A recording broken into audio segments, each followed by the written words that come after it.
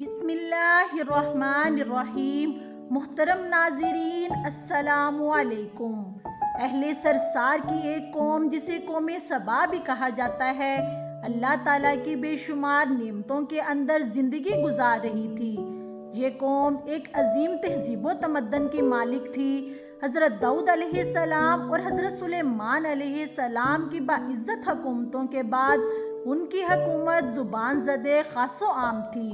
کہا جاتا ہے کہ یہ لوگ گندم کے مغز سے آٹا پیس کر روٹی پکاتے تھے، لیکن اس قدر اسراف کرنے والے اور ناشکرے تھے کہ اسی روٹیوں کے ساتھ بچوں کا پخانہ صاف کرتے تھے، اور ان آلودہ روٹیوں کو اکٹھا کرنے سے ایک پہاڑ بن گیا تھا۔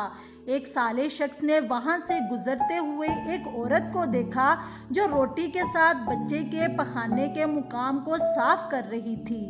اس شخص نے عورت کو کہا، تیرے اوپر افسوس، خدا سے ڈر کہیں ایسا نہ ہو خدا تیرے اوپر اپنا غضب ڈھائے اور تجھ سے اپنی نعمت چھین لے۔ اس عورت نے جواب میں مذاق اڑایا اور مغرورانہ انداز میں کہا، جاؤ جاؤ، تم مجھے بھوک سے ڈرا رہے ہو۔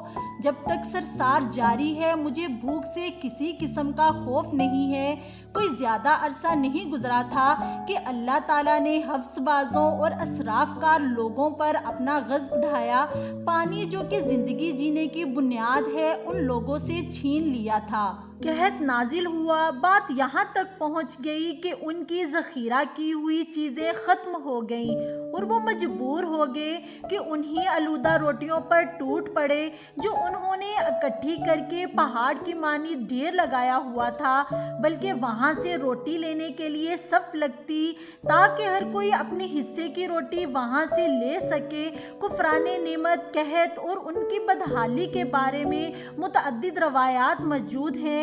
سورۃ نحل کی آیت نمبر 112 اور 113 میں یوں ارشاد ہوتا ہے، اور اللہ نے اس بستی کی مثال بیان فرمائی جو امن و اطمینان والی تھی، ہر طرف سے اس کے پاس اس کا رزق کثرت سے آتا تھا، تو وہاں کے رہنے والے اللہ کی نعمتوں کی ناشکری کرنے لگے تو اللہ نے ان کو ان کے اعمال کے بدلے میں انہیں بھوک اور خوف کے لباس کا مزہ چکھایا، اور بے شک ان کے پاس انہی میں سے ایک رسول تشریف لایا تو انہوں نے اسے جھٹلایا تو انہیں عذاب نے پکڑ لیا اور وہ زیادتی کرنے والے تھے۔ اسی قوم سبا کے بارے میں ایک اور واقعہ بیان ہوتا ہے کہ اس قوم نے اپنی زراعت کو بہتر طریقے سے کاشت کرنے کے لیے پانی کو ذخیرہ کرنے کی خاطر بلک کے 2 پہاڑوں کے درمیان ایک بہت بڑا بند تعمیر کیا ہوا تھا۔ سوراخ اور دوسرے پہاڑوں سے گزرا ہوا پانی اس بند میں آ کے وافر مقدار میں جمع ہو جاتا تھا۔ ارض اور خوبصورت باغات لگائے اور کھیتی باڑی کو رونق بخشی۔ ان باغات کے درختوں کی شاخیں اس قدر پھلوں سے بھری ہوئی تھی کہ کہتے ہیں کہ اگر کوئی شخص ٹوکری لے کے درختوں کے نیچے سے گزرتا تو پھل خود بخود زمین پہ گرتے اور کچھ ہی دیر میں ٹوکری پھلوں سے بھر جاتی۔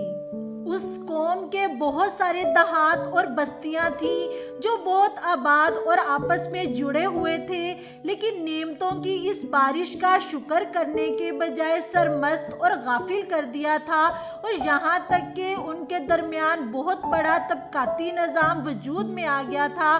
ان میں سے صاحب استعداد لوگوں نے کمزور لوگوں کا خون چوسنا شروع کر دیا تھا، یہاں تک کہ انہوں نے خدا سے ایک احمقانہ التماس کیا جس کا ذکر قرآن میں سورہ سبا کی آیت نمبر 19 میں ملتا ہے۔ انہوں نے کہا، خدایا ہمارے سفروں کے درمیان فاصلہ زیادہ کر دیں۔ انہوں نے اللہ تعالیٰ سے یہ التماس اس لیے کیا تاکہ غریبوں اور بے نوا لوگ عمرہ اور ثروت مندوں کے ہاں سفر نہ کریں۔ ان کی خواہش یہ تھی کہ آبادیوں کے درمیان خشکی ہو اور فاصلہ بہت زیادہ ہو تاکہ کم آمدنی والے لوگ ان کی طرح سفر نہ کر سکیں۔ اللہ تعالیٰ نے ان لوگوں پر اپنا عذاب پھر سے نازل کیا۔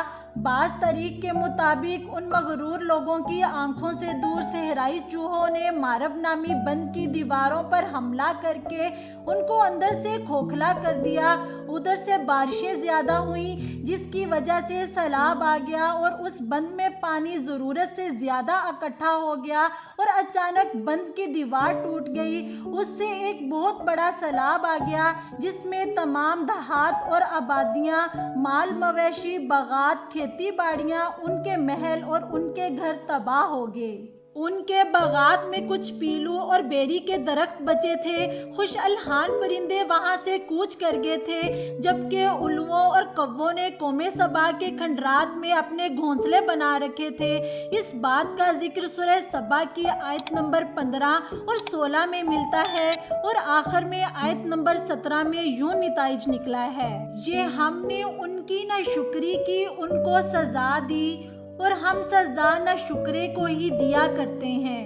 دوستو، مزید ایسی معلوماتی ویڈیوز دیکھنے کے لیے ہمارے چینل کو سبسکرائب کریں اور کمنٹ سیکشن میں اپنی قیمتی رائے سے آگاہ کریں۔